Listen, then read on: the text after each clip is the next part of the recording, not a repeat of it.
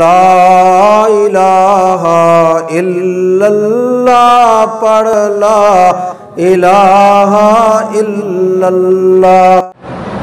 دوران طواف کچھ کھا پی سکتے ہیں اگر ہاں بالکل بھوک سے آپ کو گرنے کا اندیشہ ہے، مرنے کا اندیشہ ہے، بالکل کھا پی سکتے ہیں، ورنہ تو طواف نماز کی جگہ ہے۔ نماز ہم اسی لیے پڑھتے ہیں کہ وہاں کھاتے پیتے رہیں۔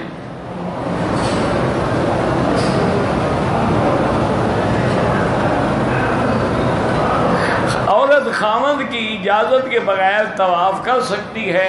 اچھا خاوند ہے جو اس کو نماز کے لیے بھی اجازت نہیں دیتا، طواف کے لیے بھی نہیں۔ فلم تو دیکھ sکتی ہے نا، بازار میں شاپنگ کے لیے تو جا سکتی ہے نا۔ انا للہ و انا الیہ راجعون۔ جادو ٹونے کا علاج جو ہے وہ سورۃ البقرہ ہے۔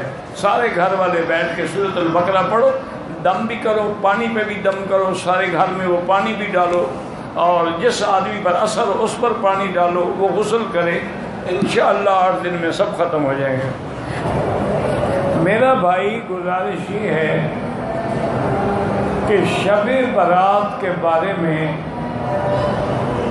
یہ جو بات علماء کہتے ہیں کہ قرآن پاک میں جو ہے کہ لیلۃ مبارکۃ انا کنا منذرین فیہا یفرق کل امر حکیم، کہ لیلہ مبارکہ ہے اور اسی میں ارزاق تقسیم ہوتے ہیں، رزق تقسیم ہوتے ہیں، یہ بات تو غلط۔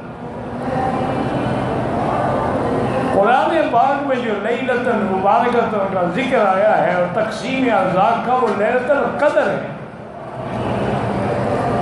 اس سے مراد 15 شعبان کی رات نہیں،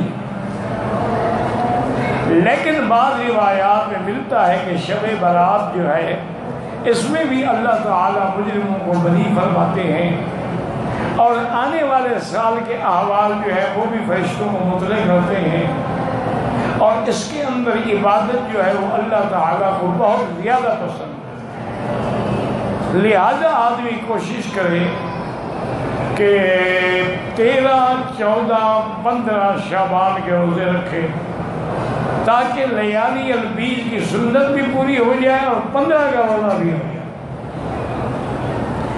صرف ایک دن کے روزے رکھنے کا کوئی حکم نہیں، اور باقی اس رات میں جتنا اللہ توفیق دے، جتنا اللہ عبادت کرنے کی ہمت دے، اتنا ہی انشاءاللہ اللہ کے یہاں اس کی شان ہے، چونکہ یہ ایک ایسا مہینہ ہے جس میں حضور سب سے زیادہ روزے رکھے تھے، اور حضور دعا کرتے تھے اللہم بارک لنا فی رجب و شعبان و بلغنا رمضان، یا اللہ ہمیں رجب و شعبان میں برکتیں عطا فرما اور ہمیں رمضان المبارک نصیب فرما۔